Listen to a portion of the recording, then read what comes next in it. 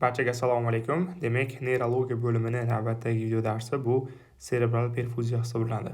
Ya'ni perfuziya deganda to'qima organlarni qomulan ta'minlanishi nazarda tutiladi. Demak, ana shu bosh miyamizni qanday qon tomirlar bilan ta'minlanganligi va buni bizga klinik ahamiyati nimadaligini ko'rib chiqamiz. Demak, e'tiborimizni quyidagi rasmga qaratamiz. Mana shu rasm juda ham muhim bo'lgan rasm hisoblanadi. Sababi mana shularni biz yaxshiroq tasavvur qilib, yaxshiroq o'zlashtirib olsak, kelajakda stroklar haqida gaplashganimizda, insultlar haqida gaplashayotganimizda mana shu qon tomirida muammolarga qarab turib, miyani qaysi zonalarida o'zgarish vujudga kelganini ham aytib bera oladigan darajaga chiqamiz. Endi buning uchun men sizlarga ikkita arteriya haqida misolda tushuntirib beraman. Dastlab shularni o'rganib olsak, keyin bir-biriga bog'lab olamiz. Demak, mana bu rasmga e'tiborimizni qaratamiz birinchi bo'lib. Mana bunga e'tiborimizni keyinroq qaratamiz, chunki hozir tushunarsiz bo'lishi mumkin.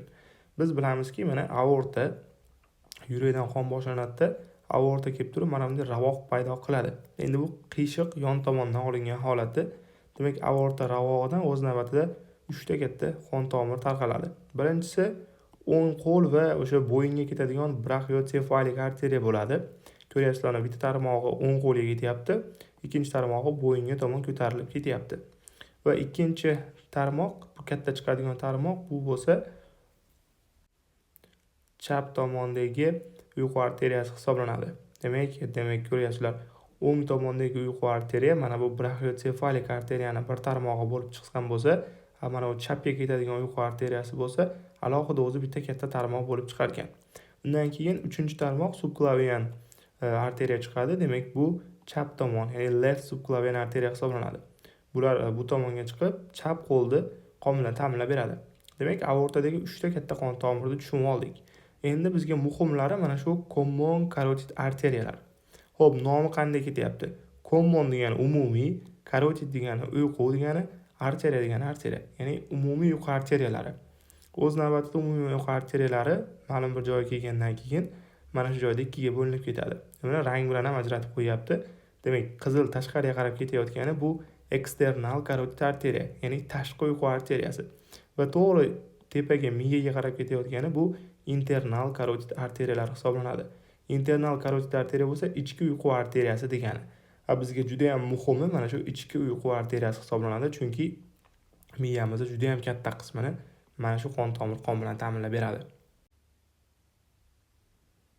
Xuddi shu paytda o'z navbatida mana bu subklavian arteriyadan yana mayda tarmoq chiqadi va mana bu brachiosefalik arteriyani mana shu qo'lga ketadigan qismdan yana bitta mana bu ko'k tarmoq chiqadi. Bu yuqoriga qarab ko'tariladi. Buni biz vertebral arteriyalar deymiz. Nimaga vertebral arteriya deyilyapti degan savolga javob, biz quyi sinflarda, ya'ni quyi kurslarda o'tganmiz. Bo'yin umurtqa pog'onasida o'sha o'siqlari bo'ladi. O'siqlarda o'z navbatida maxsus teshiklari bo'ladi, qon tomirlar yuradigan. Ana shuni o'sha vertebral arteriya bizni bo'yin umurtqalarimizning maxsus teshiklaridan mana yuqoriga ko'tariladi. Mana ko'ryapsizlar, vertebral arteriyalarimiz yuqoriga ko'tarilib turib, endi mana bu pons sohaga kelganda mana bu ko'prik sohaga kelganda bir-biriga qo'shiladi. Ko'prik sohaga kelib bir-biriga qo'shilib, yuqoriga ko'tarilib, bazilar arteriyani paydo qiladi. Demak, buni endi mana bu rasmda ko'rishlaring mumkin. Mana vertebral arteriya bo'yin umurtqalarini yon tomonidan ko'tarilib turib, mana bu joyda qo'shildi va mana bunday ponsni yuribdi ustida. Ya'ni ponsda o'zining maxsus chuqurchasi bo'ladi, ko'prikning o'rtasidan o'tgan. Mana shu joyda yirik qon tomir, ya'ni bazilar arteriya yotadi. Va mana ko'ryapsizlar, bazilar arteriya yon tomoniga mana bunday yotadi va o'z navbatida tarmoq beradi mana bunday holatda. Endi ikkalasi bir-biriga qo'shilib ketganini ko'ryapsizlar. Uyqu arteriyasidan chiqayotgan qon tomir va mana vertebral arteriyadan kelayotgan qon tomirlar hammasi bir-biriga qo'shilib ketyapti va maxsus halqani paydo qilyapti. Bu halqaning nomi Circle of Willis, ya'ni Willis halqasi. Oldin buni anatomiya darslarida ham eshitganmiz. Endi e'tiborlaring qaratinglar. Mana shu joydan tushuntirib beraman. Demak, mana bu yashil aytib o'tdik, asosiyda internal carotid arteriya kelib turib, miya teshigi ichkaridan qon tomiri bo'lib, miyaning ichiga kiradi. Ya'ni miyani maxsus o'sha teshigi bo'ladi, mana bu joyda teshib o'tib turib ichkariga kiradi. Kirgandan keyin endi bu miyani to'nkarib qo'yilgan holati. Qanday ko'rinadi buni tasavvur qilamiz. To'nkarib qo'yildi va bu tomondan qon tomiri kelib turib, mana kirdi. Maxsus teshik orqali kirdi va xuddi mana bu. Ko'ryapsizlar? Mana shu internal carotid arteriya, ya'ni ichki uyqu arteriyasi. Ichki uyqu arteriyasini endi mana bu joydan bunday bo'lib turib ko'rganimizda xuddi mana shunday ko'rinadi. Demak, qaranglar, kirdi, o'z navbatida yon tomonga qarab tarqalyapti, katta bitta shox beryapti. Bu yon tomonga qarab tarqalayotgan mana bu shox, mana bu ko'ryapsizlar. Yoki mana buni ko'ryapsizlar. Mana yon tomonga qarab ikkita shox tarqalyapti. Demak, buni nomi middle cerebral arteria hisoblanadi. Ya'ni o'rta cerebral arteria. Mana shu birinchi beradigan eng katta tarmoq. Undan keyin o'z navbatida mana bunday oldingi shoxga beradi. Old qismida mana bunday holatda qon tomirlar tarqatadi. Bu narsani anterior cerebral arteria deb ataymiz. Buni rasmda mana buni ko'rishlaring mumkin. Chiqib turib o'z navbatida yon tomonga qarab ikkita katta va oldi tomonga mana bunday holatda shoxsimon holatda mana bu ikkita anterior cerebral arteriyalarni tarqatyapti. Va o'z navbatida anterior cerebral arteriyalar ham bir-biriga mana bunday anterior communicating arteria yordamida bir-biriga qo'shiladi. Ko'ryapsizlar, bunda ham demak middle cerebral arteria, anterior cerebral arteria va mana bu anteriorlar bir-biriga qo'shilgan joyi ham bor. Endi xuddi shular mana bu orqadan kelgan vertebral arteria hosil qilgan arteriyaga qo'shiladi. Mana bu posterior communicating arteria yordamida. Buni ko'rishlaring mumkin mana. Mana bu arteriyani biz posterior communicating, ya'ni orqa tomondan bog'lovchi arteriya deymiz. Va o'z navbatida bu mana bu katta qon tomirga bog'lanadi. Endi bu katta qon tomir o'zi vertebral arteriyadan paydo bo'lgan. Buni nomi posterior cerebral arteria hisoblanadi. Mana ko'ryapsizlar, posterior cerebral arteria. Demak, sizlarga savol tug'ilishi mumkin. Mana shu bosh miya qon tomirlarini 3 ta asosiy katta qon tomiri bor. Mana bular. Ko'ryapsizlar, o'zi deyarli bosh miyani hamma qismini mana shu 3 ta qon tomiri egallagan. Va mana shular o'zlaridan mayda-mayda tarmoqlar berib turib, bosh miyani butunlay qon bilan ta'minlab beradi. Bulardan ikkitasi anterior cerebral arteria, ya'ni oldingi miya arteriyasi va o'rta middle cerebral arteria mana bu internal carotid arteriyadan qon tomiri oladi. Mana bu posterior cerebral arteria bo'lsa, mana bu bo'yindan chiquvchi vertebral arteriyadan tarmoq oladi. Natijada mana shu 3 ta yirik arteriyalar bizni bosh miyamizni qon bilan ta'minlab berar ekan. Demak, mana buni ham tushunib oldik. Mana shu halqa paydo bo'lishi anterior, middle va posterior uchala qon tomirlar qo'shilib turib halqa paydo qilishi, ya'ni circle of Willis ham deb ataladi va bu halqa mana bu rasmda ko'rib turibsizlar, o'sha optik chiasmda yonida paydo bo'ladi. Endi mana bu joyda qo'shimcha qon tomirlarimiz ham bor. Bularni tushundik va mana bazal, ya'ni o'z navbatida mana aytdik, ponsni qon bilan ta'minlab beruvchi bazial arteriya edi. Endi qaranglar, mana bazial arteriya ham o'z navbatida yoniga mayda-mayda qon tomirchalar tarqatadi-da va o'sha miyacha, ya'ni miyachani ustida joylashgan miya ko'priga, pontinni qon bilan ta'minlab beradi. Buni rasmda ko'rishlaring mumkin mana. Demak, mana bu aytib o'tganlik uzunchoq miya edi, mana bu miyacha edi, yarim sharlari va mana bu ko'prik edi. Va ko'prikning maxsus teshigidan o'zini shu ariqchasidan bazial arteriya o'tadi va mana yon tomonga qarab mayda shoxlar berib, mana shu ponsni qon bilan ta'minlab beradi. Ba'zi holatlarda o'sha bazilar stroklar ham bo'lishi mumkin. Mana shu arteriyada shikastlanadi yoki yorilib ketib qoladi.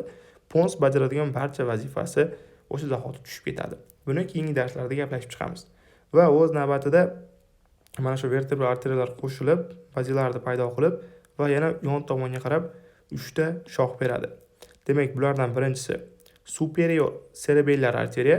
Bu mana bu posterior cerebral arteriyaning orqasidan davom etadi.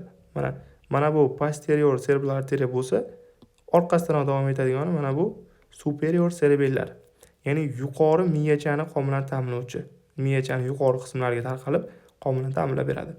Va undan pastroqqa tushsanglar, endi ko'ryapsizlar, anterior inferior cerebellar. Miyachani oldingi qismini ta'minlaydi, ham pastki qismini ta'minlab beruvchi qon tomir turibdi. Demak, buni mana ham pastki, ham oldingi qismini ta'minlab beradi. Endi buni bu pastki tomondan qaralishida mana bu pastki qismi bo'ladi, mana bu qism oldingi qism bo'ladi. Va eng pastki qismda mana posterior inferior cerebellar. Orqa o'sha cerebellumni miyachani pastki qismini ta'minlovchi qon tomiri. Demak, mana buni ko'ryapsizlar. Kichkina chiqqan oxiridagi. Demak, mana bu rasm kattalashtirilgan rasmda mana bu o'sha miyani qismlariga qo'yib olishda hammamiz tasavvur qilyapmiz.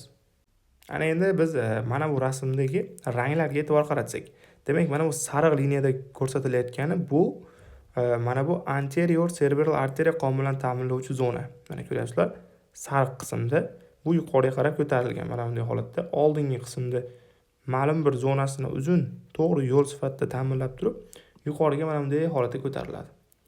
Yuqoriga ko'tariladi. Mana bu yon tomonga tarqalayotgan bo'lsa, middle cerebral arteriya ko'ryapsizlar, mana bunday olyapti. Qirg'oqlarda mana bunday holatda oladi. Bu mana yon tomonda qabul qilishi. Orqa tomonga ketayotgan posterior cerebral arteriya bo'lsa, orqani keng qismini oladi.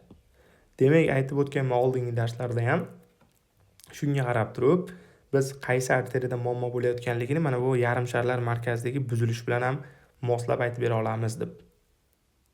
Endi e'tiborimizni quyidagi rasmga qaratamiz. Demak, yuqorida aytgan gapimni yana ham rasmlar bilan tushuntirilgan holatdagi joyi, demak, sariq rangda berilyapti anterior cerebral arteriya berilyapti. Demak, mana bu yashil rangda middle cerebral arteriya berilyapti va mana bu ko'kimtir rangda bo'lsa posterior cerebral arteriya berilyapti. Endi o'z navbatida mana bo'sh miya yarim sharini har xil joydan ko'rinishi.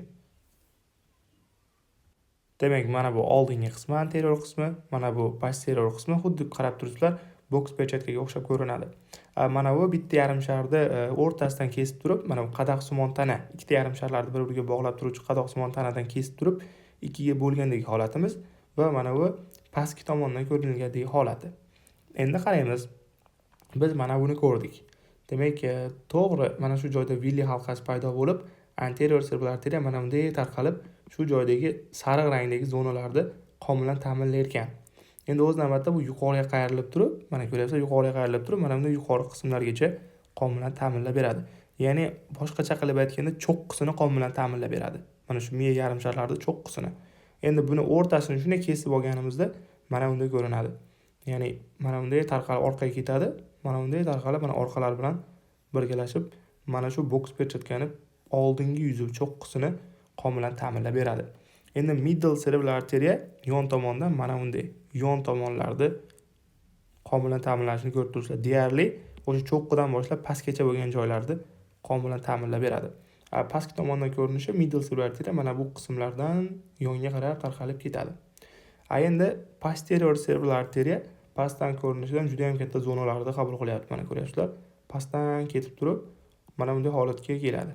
Mana bu qismgacha keladi. Demak, orqadan ko'rsak, mana bu yon tomonlar emas, orqa tomon bo'yicha tarqalib pastga kelayotganligini ko'ryapsizlar. Demak, o'z navbatida anterior, posterior va middle cerebral arteriyalar mana shunday holatda tarqalib, o'z navbatida mana shu bosh miya yarim sharlarini qon bilan ta'minlab beradi. Ana endi oldingi darslarimizda ham bu rasmni sizlarga ko'p ko'rsatdim. Homunculus degan tushuncha bor. Homunculus bu mana shu cerebral korteksda, ya'ni o'sha miya yarim sharlarini ko'ryapsizlar, motor va sensor zonalarini ko'ndalang kesma qilganimizdagi topografik ko'rinishda mana shu maxsus homunculuslar ko'rinadi.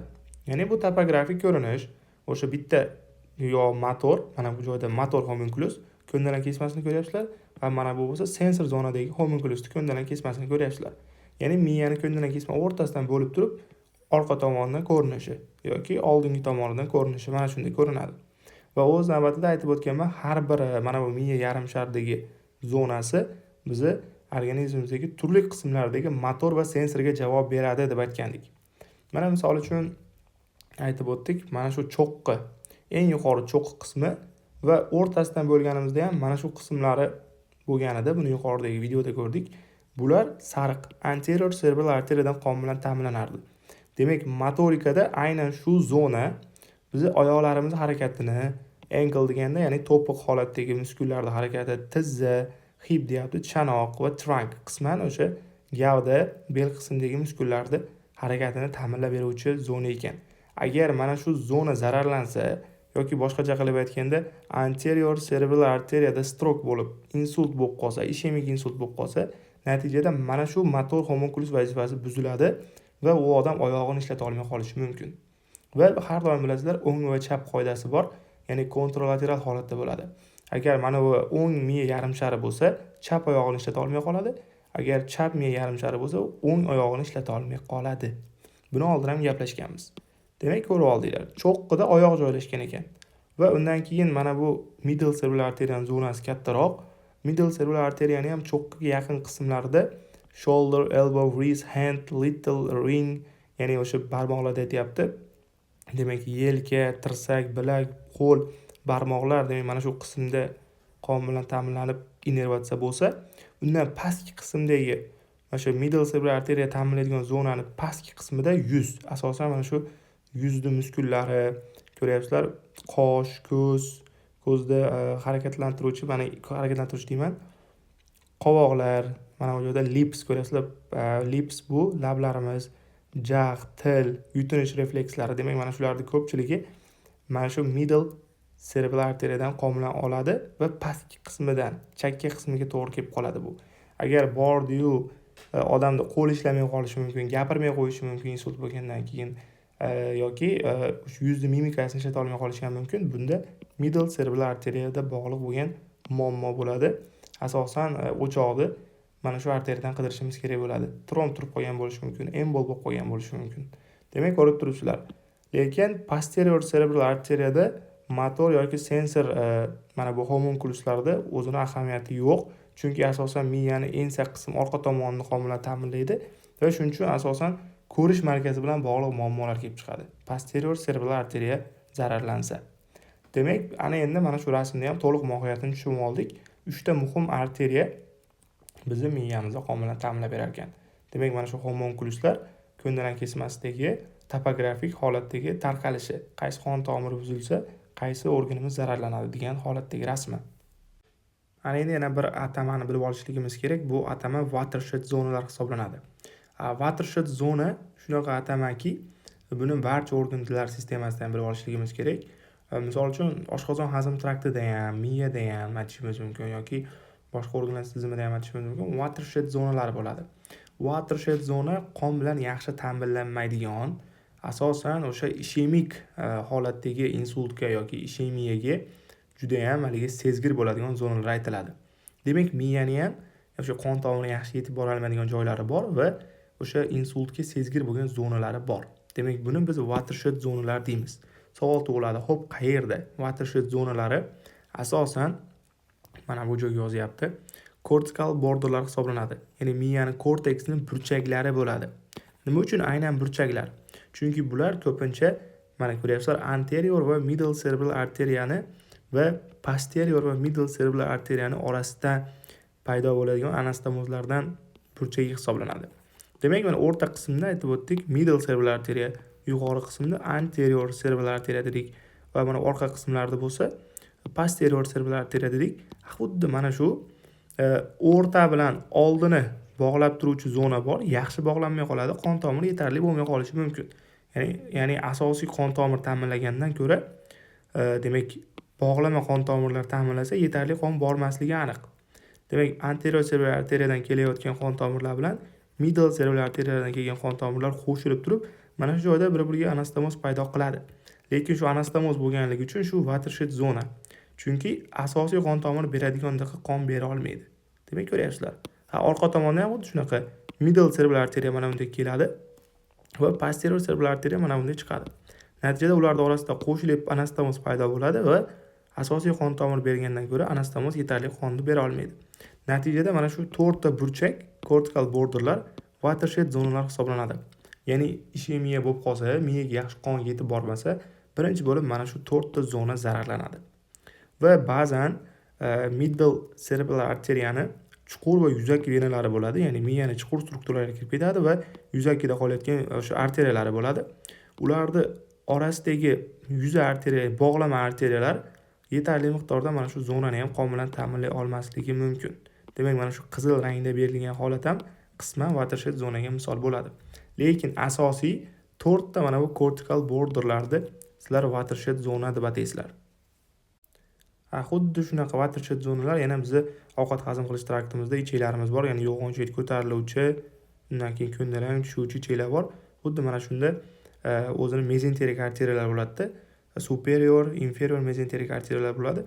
Aynan mana shu bukilma zonalar ikkala qon tomirida anastomozlardan qabul qilgan zonaga to'g'ri kelganligi uchun watershed zonalar hisoblanadi. Ya'ni qon yaxshi yetib bormaydi.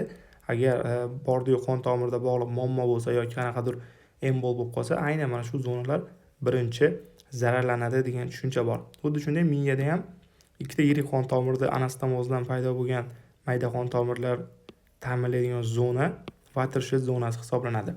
Demak, ham yana o'z navbatida bilib qo'yinglar, aynan mana shu watershed zonalar miya metastazining eng ko'p uchraydigan lokatsiyalari hisoblanadi. Ya'ni boshqa organlardan paydo bo'lgan o'smalar miyaga metastaz berib yuborishligi mumkin. Va mana ko'ryapsizlar, infarktlar juda ham ko'p bo'ladi. Infarkt deganda mana shu joydagi to'qimaning nekrozga uchrashi, o'sha ishemiya hisobiga. Chunki mana severe hypoperfusion, jiddiy holatda gipoperfuziya bo'lib qolishiga ehtimoli yuqori. Ya'ni gipoperfuziya deganda miyani qon bilan ta'minlanmay qolishi. Misol uchun aytdik, gemorragik shoklarda ham bo'lishi mumkin, qon ketib qoladi, miyaga yaxshi qon bormaydi. Aynan mana shu watershed zonalar birinchi bo'lib ishemiyaga sezgir bo'ladi va zararlanishga ham sezgir bo'ladi. Endi savol tug'iladi, xo'p, agar oldingi mana bu anterior communicating arteria bilan middle communicating arteria orasidagi zona, watershed zonasi zararlansa, asosan mana ko'ryapsizlar, proximal upper va lower extremity weakness kelib chiqadi. Ya'ni qo'l va oyoqlarda harakat buzilish sodir bo'ladi. Chunki ham qisman ko'ryapsizlar anterior va qisman middle qismlarda o'z ichiga oladi. Shuning uchun bu odamda qo'l va oyoqlarda ishlamaslik holati kelib chiqadi. Ya'ni man in a barrel sindromi. Ya'ni xuddi barrel bu haligi kinolarda ko'rganmiz, maxsus bochkalar bo'ladi-ku, o'sha vino, pivo saqlanadigan bochkalar, o'shaning ichiga odam tushib olsa, faqatgina o'sha tanasi, gavdasi, kallasini qimlatiladi xolos, lekin qo'l va oyoqlari ishlamaydi. Xuddi mana shunday man in barrel sindromida ham mana shunaqa tasavvur qildiryapti. Va agar mana bu orqa tomondagi watershed zonasi zararlansa, ko'proq bunda qo'l oyoqdan ko'ra, ko'ryapsizlar, high order vizual disfunksiya vujudga kelyapti. Chunki bizning ko'rish markazimiz mana shu ensa sohada joylashgan va posterior cerebral arteriya zararlansa, bizning ko'rishimiz birinchi bo'lib muammoga uchraydi. Ya'ni ko'rishda analiz sintez qilishi buziladi. Ko'raveradi, ko'zda o'zida muammo bo'lmaydi, lekin ko'rayotgan tasvirini analiz sintezida muammolar kelib chiqadi. Bundan keyingi darslarimizda yana batafsil gaplashamiz. Hozir bu slayddan sizlar watershed zonalar qayer va o'sha watershed zonalarda insult kelib chiqqanda qanday o'zgarishlar sodir bo'ladi, shuni tushunib olsak bo'ldi.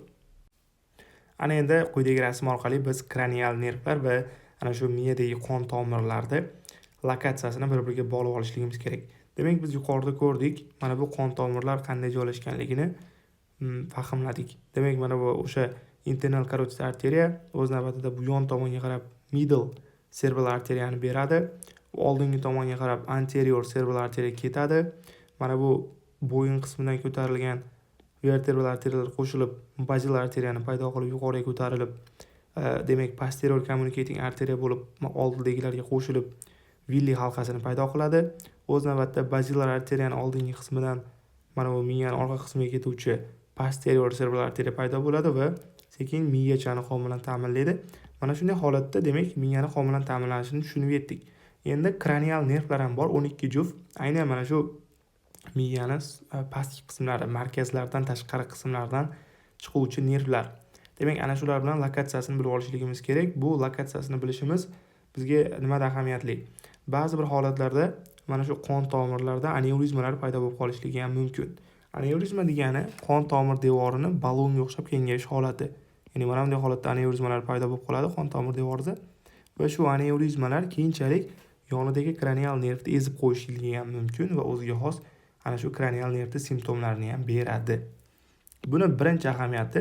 Ikkinchi ahamiyati, endi mana shu kranial nervlar ham shu yonidagi qon tomirdan demak qon oladi deb tushunsalar bo'laveradi.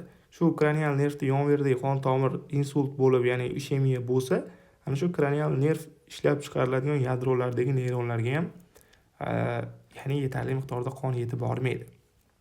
Endi o'z navbatda har bir nervni ko'rib chiqamiz. Hozir bu yerda qisman joylashuvini tasavvur qilib olishimiz uchun hali har bir nervni vazifasi, o'zi nimalarga yordam beradi, qanday ishlaydi, hammasini ko'rib chiqamiz. Faqat aytib o'tgan narsam, qon tomiri bilan nervlarda uyg'unligini ko'rib olishligimiz kerak bitta rasm orqali.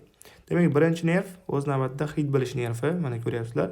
Undan keyingi nerv optik nerv, ko'ruv nervi, mana optik kiyazma va uchinchi nerv bu okulyomotor, ya'ni ko'zni harakatlantiruvchi nerv hisoblanadi. To'rtinchi nerv traxear nerv, bu g'altak nervi.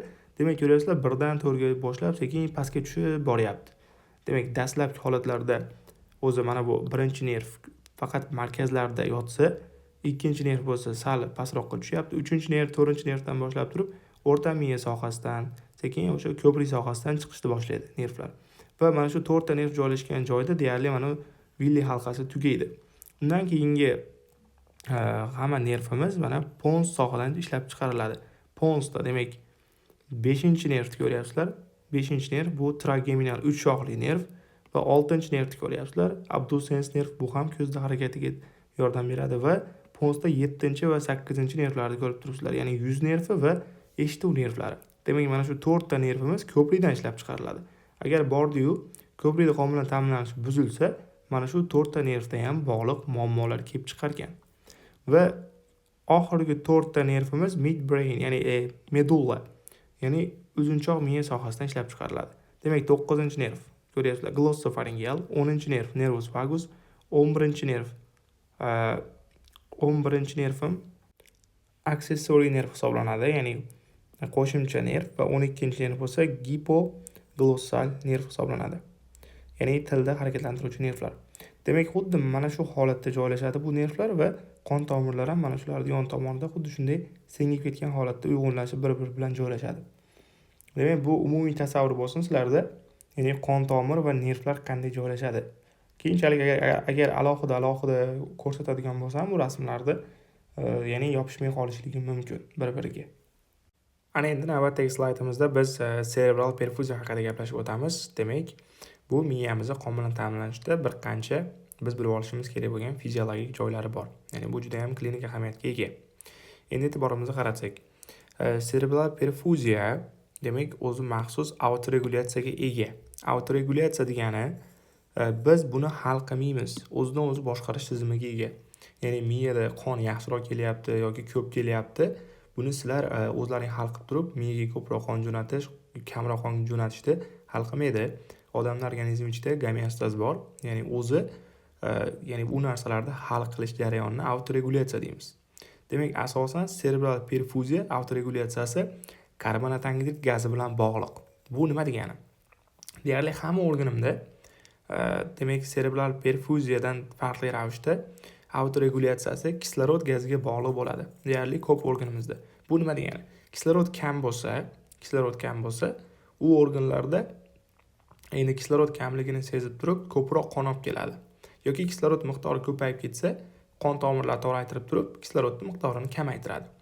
Lekin aynan mana shu miyani qon bilan ta'minlanishida asosiy ahamiyatga ega bo'lgan gaz kislorod emas, balki karbonat angidrid hisoblanar ekan.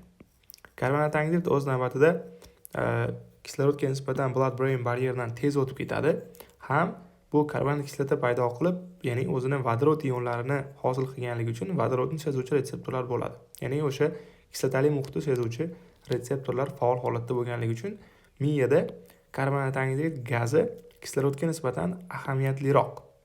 To'g'ri, ba'zi bir holatlarda mana kislorodning miqdori ham jiddiy gipoksiya bo'lganda juda ham tushib ketganda kislorodning miqdoriga qarab ham boshqarilishi mumkin. Lekin asosan bu cerebral perfuziya jarayoni karbonat angidridning miqdoriga qarab turib boshqariladi. Va yana o'z navbatida bir qancha bosimlar ham bor. Mana shuni tushunib olishligimiz kerak. Demak, birinchi bosimimiz bu mean arterial pressure. Mean arterial pressure deganda biza o'rtacha qon bosimimiz nazarda tutiladi. Misol uchun 120 ga 80. Ana shu 120 ga 80 da o'rtachasi 96 bo'ladi. Buni kardiologiya darslarimizda hisoblab chiqarishda aytganman. Ya'ni 120 ga 80 bo'lsa, mana buni 3 dan 2 qismi, mana buni 3 dan 1 qismini bir-biriga qo'shib qo'yiladi. Natijada o'rtacha qiymat 96 kelib chiqadi. Endi bu hamma odamda har xil. Demak, mean arterial pressure qanday topilishini tushundik. Demak, bizda o'rtacha qon bosimimiz va keyingi tushuncha intrakranial bosim. Intrakranial bosim mana shu miyani ichidagi suyuqliklarda bo'ladigan bosim. Intrakranial bosim ham o'z navbatida endi aynan sizlarga miqdor bermayman, faqat tushunchani aytyapman xolos. Intrakranial bosim miya suyuqligi ichidagi bosim. Demak, mean arterial pressure bo'lsa, bizning qon bosimimiz o'rtachasi. Va ularning orasidagi farq muhim. Chunki ularning orasidagi farq, mana ko'rasizlar, mean arterial pressure minus intracranial pressure teng bo'ladi CPP ga. Bu CPP degani cerebral perfusion pressure degani, ya'ni ana shu miyani qon bilan ta'minlovchi bosim hisoblanadi. Bularda orasidagi farq har doim bizga muhim, chunki gradient ahamiyatga ega. Ya'ni qon bosimi yuqori bo'lib ketsa ham ba'zi bir holatlarda CPP oshib ketib qoladi. Nima uchun? Chunki qon bosimi yuqori, intrakranial bosim unga nisbatan yuqorilashga harakat qiladi, lekin mana bu qon bosimi juda ham yuqori bo'lib ketdi va cerebral perfusion pressure yuqoriga qarab ko'tarilib ketib qoladi. Yoki teskarisi, qon bosimi tushib ketib qolsa, ya'ni gipoperfuziya bo'lish natijasida yetarli qon miyaga bormaydi-da. Qon bosimi qancha kam bo'lsa, o'rtacha qon bosim miyaga yetib boruvchi cerebral perfusion pressure ham shuncha kam bo'ladi. Intrakranial bosim buni teskari ishlaydi. Agar intrakranial bosim yuqori bo'lib ketib qolsa, miyaning ichida suyuqlik bosimi yuqori bo'lib ketib qolsa, qondan kelayotgan erkin kislorod, ya'ni qonni bosimi mana bu miyaning ichidagi bosimni yengib o'ta olmasa, ichkariga yetarli miqdorda qon o'tib bormaydi. Shuning natijasida intrakranial bosim yuqori bo'lib ketishi bizni miyamizdagi qon aylanish tizimini faoliyatini izdan chiqaradi. Agar bularning farqi 0 bo'lib qolsa-chi degan savol ham tug'iladi. Demak, qonimiz o'rtacha bosimi bilan miya suyuqligini bosimi teng bo'lib qolsa, tasavvur qilinglar, ikkita bosim teng bo'lgan qism turibdi. Bitta bochka, ikkinchi bochkada ham bosim bir xil. Ularning orasida hech qanday qon oqimi harakati bo'lmaydi. Bu degani mana shu cerebral perfusion pressure miyaning ichidagi ya'ni perfuziyani bosimi 0 hisoblanadi. Bu ko'pincha miya bu yerda ko'ryapsizlar, cerebral perfuziya 0 holatga tushib qoldi va asosan brain disease bo'ladi. Koma holatda. Brain disease degani miya o'limi hisoblanadi. Hali faqatgina miya o'zi o'lgan, qolgan tizim faoliyat holatida turibdi, normal holatda turibdi. Demak, mana shuni brain disease deymiz. Bu haqida ham batafsil gaplashamiz. Ana endi bizga muhim bo'lgan bitta refleks bor. Cushing refleksi bor. Bu Cushing sindromi emas, Cushing refleksi. Refleks deganda mana shuni tushuninglar. Demak, asosan agar intrakranial bosim oshib ketib qolsa, bu miya ichidagi suyuqlikni bosimi oshib ketib qolishligi mumkin-ku, biz oldingi darslarda ham gaplashganmiz. Ya'ni obstruksiya hisobiga o'sha suyuqlik so'rilmay qolishligi mumkin yoki tumor bo'lib qolishligi mumkin, o'sma kelib turib so'riladigan joylarini bekitib qo'yishligi mumkin yoki travma hisobiga yoki ana shu joyda qon tomirlar yorilib ketib, qon ichkariga oqib turib, intrakranial bosimda suyuqligini yana ham ko'paytirib yuborishligi mumkin. Natijada nimalar kelib chiqadi? Tasavvur qilamiz, intrakranial bosim yuqorilashib ketyapti. Mana bu intrakranial bosim yuqori va endi bu degani mana bu cerebral perfusion pressure'ni normada saqlab turish uchun qon bosimi ham yuqorilashi kerak. Nima uchun? Mana tasavvur qilamiz. CPP normasi 96, aytaylik intrakranial bosimda o'rtacha misol 30 yoki 40 deb oldim. Bu norma emas. Internetga yozsanglar chiqadi. Men misol uchun aytyapman. Endi buni ayirasanglar 96 30 66 mana shu normadagi mana bu CPP deylik. Endi qachonki intrakranial bosim oshib ketsa, 50 bo'lib ketsa, biz organizmimiz endi yana qaytadan norma 66 paydo qilish uchun endi bosim gipertenziya bo'lishi kerak, ya'ni normadan oshishi kerak. Ya'ni 116 bo'lishi kerak. Shunda cerebral perfusion pressure o'zgarmay qoladi va ko'ryapsizlar, intrakranial bosimning ortishiga biz organizmimiz davleniyani ortishi bilan javob beradi. Shuni tushunib olsanglar bo'ladi. Birinchisi yoki ikkinchi varianti bor. Intrakranial bosim oshsa, aytib o'tdik, mana bu perfuziya kamayadi. Miyaga yetarli miqdorda qon bormaydi. Miyaga yetarli miqdorda qon bormagandan keyin endi avtoregulyatsiya hisobiga ko'proq qon olib kelishni talab qiladi va simpatik nerv tizimimiz aktivlashadi. Ya'ni bosim oshadi, bosim oshish natijasida ko'proq qon keladi. Mana shuni tushunib turinglar. Endi qon tomirlarida bosim juda ham oshib ketib qoladi. Endi bu yerda 116, bu o'rtachasi. Aslida 116 bir chiqarishligimiz uchun endi 140 ga 90, 140 ga 100 bo'lish kerak. Endi aytib o'tdik, bosimda oshib ketishi bizi organizmimizning ba'zi bir joylarida baroretseptorlar bo'ladi. Ular qayerda desak, mana shu aortani shoxlanadigan qismlarida o'z navbatida va aortani yuqoriga 3 ta shox berdik va maxsus karotid arteriyalar dedik, uyqu arteriyalari. Ana shu uyqu arteriyalarini bo'linuvchi qismlarida maxsus retseptorlar tutuvchi kichkina bodylar bo'ladi. Karotid body deymiz buni yoki mana ravog'da joylashgan aortic body deb ataladi. Demak, mana shular asosan baroretseptorlar hisoblanadi. Baroretseptorlar nima desa, mana bu qon tomirida ichayotgan, oqayotgan qonni bosimini his qiluvchi retseptorlar. Agar mana kelayotganda, qon kelayotganda yuqorida aytdik, bosim oshib ketib qoldi va mana shu baroretseptorlarni qitiqlash natijasida bizga to'g'ri miyamizga signal ketadi. Qon bosimi yuqori. Endi qon bosimining yuqoriligini biz kamaytirishimiz uchun mana bu retseptorlar to'g'ridan-to'g'ri yurak faoliyatini tushirib olishga harakat qiladi. Natijada qon bosimini kamaytiraman deb yurak faoliyatini kamaytiradi. Bu retseptorlar hisobiga bradikardiya kelib chiqadi. Va uchinchi simptomi bu respirator depressiya. Ko'pincha intrakranial bosim oshib ketib qolganda o'sha suyuqlik bosimi o'sha markazlarda, asosan uzunchoq miyada joylashgan nafas markazlarining ham faoliyatini buzib turib, nafas olishini keskin tushirib yuboradi. Demak, mana shu 3 ta simptom sizlarga berilyapti. Ko'pincha travmadan keyin bo'lib qoladi. Gipertenziya bo'lyapti, bradikardiya bo'lyapti, nafas olishi tushib ketib qolyapti. Mana shu 3 ta simptom kelsa, demak bu Cushing refleksi hisoblanadi. Buni tezda chora ko'rmasak, intrakranial bosim oshib ketib turib, ko'ryapsizlar, bora-bora agar 0 ga tushib qoladida, brain disk komaga tushib qolishligi mumkin. Bu juda ham yomon holatlardan biri. Demak, bu intrakranial bosimda oshishini bir qancha birlamchi yordamlari bor. Demak, biz dastlab misol uchun diuretiklar berib ko'ramiz. Natijada o'sha miyadagi suyuqlikni qanchadir miqdorini chiqarib yuborib, biz intrakranial bosimni tushirishimiz mumkin. Lekin ba'zi bir holatlarda miya shishlari bo'lib qolishligi mumkin. Umuman dori-darmonga yoki boshqa bir suyuqliklar chiqarib yuborishga harakat qilishligimizda bu narsa yordam bermay qolishi mumkin. Va bitta yana usul bor. Bu narsani ham bilib olishligimiz kerak. Terapevtik giperventilatsiya degan tushuncha bor. Terapevtik giperventilatsiya degani terapevtik degani davolovchi giperventilatsiya.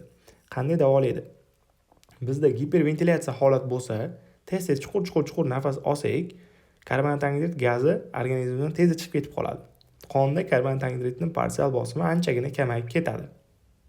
Natijada miyada aytib o'tdim, dastlab karbonat angidridga qarab regulyatsiya qiladi o'zini qonun aylanishini dedik.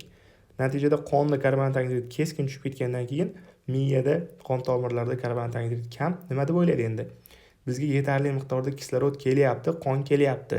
Shuning uchun karbonat angidrid kamaydi deydida, juda ham kamayib ketsa bo'ldi, ortiqcha miqdordagi qon, ortiqcha miqdordagi kislorod bizga kerak emas deb turib, miyadagi mayda qon tomirlar o'sha asosiy perfuziya qiluvchi qon tomirlar vazokonstriksiya bo'lib qoladi, torayib qoladi. Natijada cerebral blood flow kamayadi, miyaga kelayotgan qon kamayadi.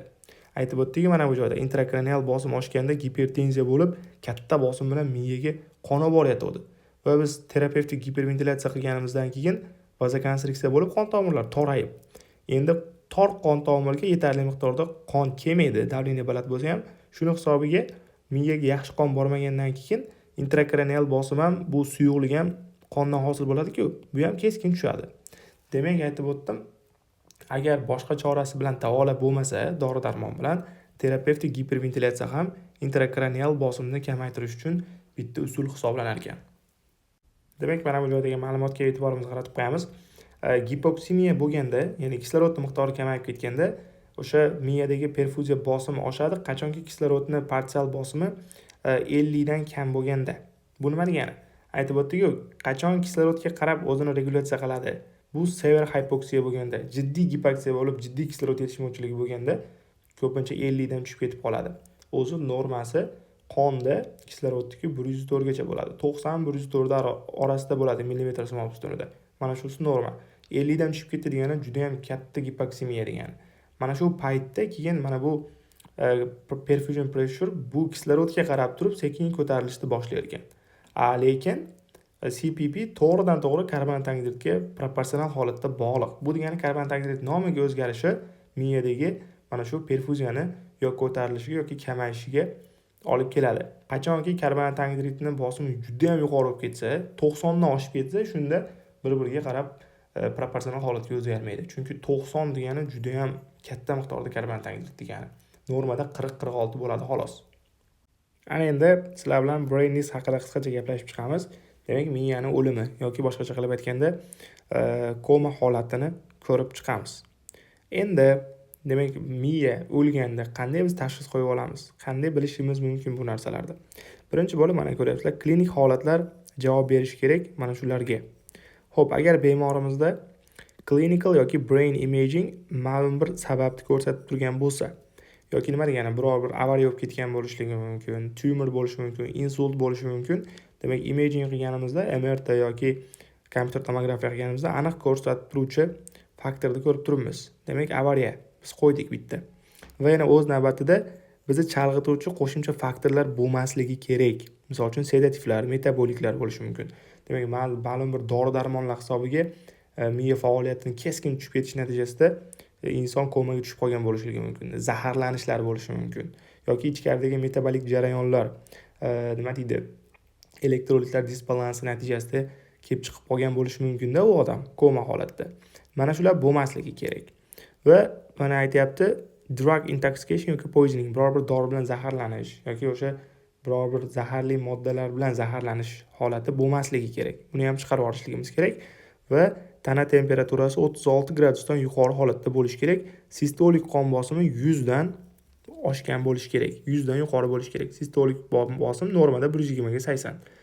Mana shu 110 bo'lsa ham bo'laveradi. Demak, mana shu 4 ta faktorga javob bersa, keyin biz brain disease shubhalana olamiz. Agar bordi-yu, sizlarda sedativlar bilan zaharlangan biror bir dori-darmon ichib yuradi oldindan degan shubha bo'lsa, demak brain disease shoshilmasligimiz kerak. Agar bordi-yu, tana temperaturasi 36 dan keskin tushib ketib qolsa, 35, 34 bo'lib qolsa yoki qon bosimi ham gipotenziya holatda bo'lib, misol uchun 80 ga 40 yoki 70 ga 40 holati bo'lsa, biz brain disease deb qo'ya olmaymiz. Birinchi interventionlarda ana shularga qaratishimiz kerak. Ya'ni qon bosimi tushib ketayotganligi hisobiga gipoperfuziya bo'lyapti, qon bosimini ko'taramiz. Tana temperaturasi tushib ketyapti, boshqa sabablarga ko'ra bo'lyapti, zaharlanish bo'lyapti komada. Demak, asosan biz zaharlanishga qarashimiz kerak. Demak, qachonki mana shu narsalar bo'lmasa, keyin o'ylaymiz brain disease haqida. Demak, yuqoridagi 4 ta tushunchani farqqa borib oldik va yana mashlar mavjud. Yuqoridagi 4 ta narsa mavjud. Endi biz neurologik examination qilib ko'ramiz. Endi neurologik tekshiruv ko'ramiz. Brain holat joyida turibdimi yoki brain disease bo'lganmi? Birinchi bo'lib komada bo'ladi. Komada bo'ladi degani umuman bizga gapirmaydi, analiz sintez qilmaydi. Ya'ni sizlar miyani markazlar faoliyati o'chgan holatdagini tasavvur qilamiz. Va ko'ryapsizlar, brain originating motor responselar bo'lmaydi. Brain originating motor response deganda bu biza mana flexor yoki extensor posturing. Biror bir qismlari, tana qismlari, muskullari qisqarib qolgan yoki extensor o'sha yoki yozilib qolgan holatda turmaydi. Umuman haligi miyadan paydo bo'ladigan motor responslar hammasi tushib ketib qoladi. Va brainstem reflekslari ham bo'lmaydi. Brainstem deganda o'sha miya sopidan chiquvchi reflekslar. Misol uchun, o'sha pupillary, ko'zni qorachig'ini katta kichirayishi yoki corneal reflekslar, o'sha korneani to'g'ridan-to'g'ri ta'sir ko'rsatganimizda qovoqni yumib olish reflekslari bo'ladi. Demak, mana shular ham bo'lmaydi. Oculovestibular reflekslar ham bo'lmaydi. Ya'ni ko'zni harakati bilan bog'liq bo'lgan, umuman ko'zni ochib ko'rganlaringda ko'z soqqasini harakati bilan bog'liq bo'lgan reflekslar ham bo'lmaydi, deyapti. Tracheal suctioning, o'sha tomog'iga biror bir narsa tiqib ko'rganimizda yoki tomog'ini qitiqlab ko'rganimizda yo'tal paydo bo'lmaydi. Ko'ryapsizlar, rooting, sucking reflekslar ham bo'lmaydi. Ya'ni asosan yosh bolada bo'ladi bu. O'sha emish reflekslari, shu og'zini biror bir qo'llang tiqqanlaringda paydo bo'ladigan reflekslar. Ular umuman bo'lmaydi. Bundan kelib chiqadiki, miya umuman faoliyati o'chgan. Miya sopini ham, markazlarini ham. Va shu yerda bir narsa amalga oshirishimiz kerak, spinal reflekslar. Bu bo'lishligi mumkin. Spinal refleks deganda orqa miyani reflekslari. Buni sizlarga aytib o'taman. Ko'p holatlarda, misol uchun brain disease tashxisi qo'yildida, o'sha hamma apparatlar o'chiriladi. Bo'ldi, odam rostakamiga o'ldi yoki organni donorlik qilib olishligi mumkin yoki yaqinlariga berib endi dafn qilish mumkin uni. Shu paytda yaqinlari yonida o'tirib holatga qarasa, ba'zidan barmoqlari qimirlab ketib qolishligi mumkin yoki oyoqlari qimirlab ketib qolishligi mumkin. Mana shu narsani jerking deydi. Agar keyin aytadiki, oyog'i qimirladi, barmog'i qimirladi, u tirik deb turib urush qiladi ko'pchilik. Yo'q, bu narsa spinal reflekslar hisoblanadi. Uni tushuntirishimiz kerak, chunki bosh miya o'chgandan keyin ham, o'sha brain disease bo'lgandan keyin ham, lekin orqa miyada ba'zi bir oldingi shoxda motor funksiya bor-ku, muskullarga beriladigan. Ana shu funksiya saqlanib qoladi. Shuning hisobiga ba'zi bir muskullar qismlari motorika bilan titrovishi mumkin. Demak, buni spinal reflekslar mavjud bo'ladi. Bunga qarab turib biz chalg'imasligimiz kerak. Demak, mana shularni ham bo'ldi, yuqoridagi hodisalar ham bo'ldi. Va biz oxirgi qilib turadigan ishimiz apnoe testi. Apnoe testi bu shunaqa holatki, demak, komadagi bo'lgan odamga doimiy ravishda ventilyator bilan kislorod berib turamiz. natijada disconnect from ventilator. Ventilatorni olamiz. Olishimiz natijasida 8-10 minut kutamiz. 8-10 minut kutganimizda o'sha o'zi normada shunaqa bo'ladiki, 8-10 minut nafas olinmasa, kislorod mana parsial bosim karbonat angidrid 60 mm dan oshib ketishligi kerak. Aytib o'tdi yuqorida. Agar karbonat angidridning miqdori ko'tarilgudek bo'lsa, bizni organizmimiz keskin unga javob beradi. Karbonat angidrid ko'tarilyapti, miyada qonlar ta'minlanishi yaxshilanishi kerak. Miyamiz yaxshilashga harakat qiladi va biz to'satdan nafas olib yuboramiz. Ya'ni nima degani bu? Karbonat angidridning miqdori keskin ko'paysa, sizlar xohishlaring bilan nafas olmay turinglar 1 minut, 2 minut holatda uzunchoq miyada karbonat angidridning miqdori keskin ko'payib turib, xohlamasanglar ham nafasni ovorasizlar. Demak, bu apnoe testi. Agar apnoe testi pozitiv chiqdi degani no spontan respiration. Ko'ryapsizlar? Spontan respirator bo'lmaydi. 8-10 minut ichida karbonat angidridning miqdori 60 mm simov ustuniga yetgan taqdirda ham. Yoki arterial pH 728 dan tushib ketadi degani bu kislotali holat degani. Karbonat angidrid ko'payish hisobiga bo'lyapti. Demak, umuman bizga javob bermayapti. Uzunchoq miyadagi markazlar ham nafas olish paydo bo'lmayapti. Demak, apnoe testi ham pozitiv chiqsa, demak biz deyarli brain disease ga tashxis qo'yib qo'ysak bo'laveradi. Miya o'limi, koma deb tashxis qo'yiladi va bu odam qaytib hayotga qaytmaydi. Va shu joyda organ donation naqasi kelib chiqadi holati. Ya'ni bu odamni boshqa organlarini donorlik sifatida bersa bo'ladi. Ota-onasidan rozilik so'raladi, agar rozi bo'lsa donorlik qilinadi. Lekin hamma o'sha apparatlardan, dori-darmonlardan uziladi, chunki bu odam o'sha rasmiy ravishda o'lgan hisoblanadi. Endi agar ko'ryapsizlar, boshidagi mana 4 ta sababga to'g'ri kelmadi. To'g'ri kelmasa yoki mana bu holatda neurologic examinationlarda apnoe testida biz tushunmayapmiz, tushunmovchiliklar kelib chiqyapti, farqlar kelib chiqyapti. Ba'zi bir holatlari bor, ba'zi birlari yo'q. Yuqoridagilari ham ba'zisi bor, ba'zisi yo'q. Apnoe testida ham qiyinchiligi vujudga keldi. Va maxsus testlari bor. EEG. Demak, EEG da ko'rsak, aytib o'tgandek, buni oldin uyqu fiziologiyasida aytganman, ma'lum bir tikchalar paydo bo'ladi. Ya'ni bu nerv impulslarining holati. Demak, EEG da izoelectric line paydo bo'lib qoladi, ya'ni to'g'ri chiziq. Biz buni EKG da ham ko'rganmiz, o'sha yurak urishida to'g'ri chiziq o'limni anglatadi. Ya'ni somatosensor yoki brain stem, miya sopidagi potensiallar umuman nerv impulslari yo'qligi uchun izoelektrik chiziqli liniyani ko'rishligimiz mumkin bo'ladi. Va yana kompyuter tomografiya, MRT, angiografiya va Doppler qilib ko'ramiz. Shuning natijasida intrakranial qon oqimi yo'qligini ham ko'rishligimiz mumkin. Agar EEG da izoliniya bo'lsa va Doppler umuman qon oqimini ko'rsatmasa, pozitiv bo'lsa, to'g'ri yuqoridagilar bilan brain disease deb qo'yishligimiz mumkin. Demak, ko'ryapsizlar, xoh u yo'l bilan, xoh bu yo'l bilan qo'ysak bo'laveradi. Natijada biz oxir-oqibat shu miya o'limi deb tashxis qo'yamiz. Ana endi navbatdagi slaydimizda biz dural venous sinuslar haqida gaplashib o'tamiz. Demak, endi miyani qon bilan ta'minlanishini arteriyalarini ko'rib chiqdik, endi venalarini ko'rib chiqamiz. Demak, katta vena qon tomirlari, mana large venous kanallar A rasmida ko'rsatib qo'yilyapti. Mana angiografiyada, strelkada katta vena qon tomirlari asosan qayerda harakatlanadi? Asosan periost, suyedi ost parda periostida va meningeal layerlarda harakatlanadi. Ya'ni o'sha miyani qamrab oluvchi pardalarda. Mana qaysi parda desak, dura mater. Dura mater bilan periosti orasida yoki bir-birining ostida, yuqorisida bo'lib, ana shular tomonidan harakatlanadi. Va ko'rib turibsizlar, o'ziga cerebrospinal fluidni qabul qiladi arachnoid granulyatsiyalardan. Biz arachnoid granulation haqida, markaziy mana bu miya suyuqligi qayerdan paydo bo'lib, qayerga so'rilishi haqida batafsil gaplashganmiz. Demak, mana shu miya suyuqligi maxsus granulyatsiyalar yordamida o'z navbatida cerebral venalarga quyiladi deb gaplashgandik. Va hamma cerebral vena quyilib turib, oxiri bitta katta internal yugulyar venani hosil qiladi. Mana bu rasmga e'tiborimizga qaratsak, mana demak, katta venalar hammasi aytib o'tdik, qayerda joylashgani esa dura mater bilan meningeal qavatlar periost orasida.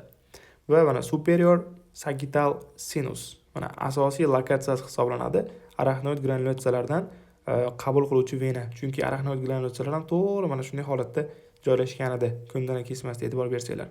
Va o'z navbatda inferior sagittal sinuslar, mana ko'ryapsizlar, Galen venasini ko'ryapsizlar. Hammasi bir-biriga qo'shilib, mana bu joyda katta sinusni paydo qiladi. Oldi tomondan venalar qo'shilib kelib, sinusni paydo qilib, umumiy ikkita mana maxsus yugulyar venani paydo qilib, o'zi maxsus yugulyar venani teshigi bor. Miya suyagini, o'sha kalla suyagini ichidan chiqib ketadigan teshigi yordamida chiqib, yugulyar venaga aylanadi-da va borib turib superior vena cavaga qo'yadi o'zini. Demak, aytib o'tdik, qon bilan ta'minlanishini arteriya olib keladi, vena olib ketadi. Vena bir yo'li suyuqlik bilan birgalashib olib ketadi. Chunki o'zi suyuqlik, orqa miya suyuqligi xoroid plexus yordamida maxsus epinemal hujayralar hisobiga o'sha qorinchalarda arteriyadan paydo bo'lardi va venaga qaytadan quyilib ketadi. Ana endi shu yerda bir narsani bilib olishligimiz kerak. Venous sinus tromboz degan o'sha kasalliklar bor. Bu asosan ko'pincha ayollarda kontraseptiv moddalar ko'p ishlatuvchi ayollarda yoki homiladorlik paytida ham estrogenning miqdori oshib ketadi va tug'ma faktor 5 Leiden o'sha maxsus koagulyatsiyaga javob beruvchi faktorlar mana shular hisobiga ham bo'lishi mumkin. Mana shu venalarda tromb paydo bo'lib qoladi. Endi tasavvur qilinglar. Mana bu venada tromb bor, mana bu venada tromb bor. Giperkoagulyatsiya holati. Mana bu venada tromblar bor, tasavvur qilamiz. Natijada nima bo'ladi? Natijada birinchi bo'lib intrakranial bosim oshib ketadi. Nima uchun? Chunki orqa miya, bosh miya suyuqligi yetarli miqdorda venaga so'rilmayapti. So'rilgan taqdirda ham ketayotganda mana bu yerda dimlanib qolyapti-da, dimlanib borib, umuman so'rilmaydigan holatga yetib keladi. Natijada intrakranial bosim oshishi miyani qisishni boshlaydi va headache, bosh og'rig'i kelib chiqadi. Ba'zi bir strukturlar, neyronlar o'lish natijasida tutqanoq holatlari kelib chiqadi. Va papilledema. Papilledema degani mana bu ko'ryapsizlar, oftalmik vena. Ko'zni qon bilan ta'minlovchi venalar ham xuddi mana shunday cavernous sinuslar bo'lib, oxir-oqibat yugulyar venaga quyiladi. Agar bordi-yu mana bu yugulyar venada tromb paydo bo'lib qoladigan bo'lsa, deyarli barcha vena tizimida dimlanish sodir bo'ladi. Natijada ko'zdan ham yetarli miqdordagi qon ko'zga kelaveradi, lekin ketmaydi. Natijada papilledema, ko'z nervini shish holatiga kelib chiqadi va ba'zi bir o'sha joylardagi miya markazlaridagi qon bilan ta'minlash buzilganligi uchun fokal neurologik defitsitlar kelib chiqadi.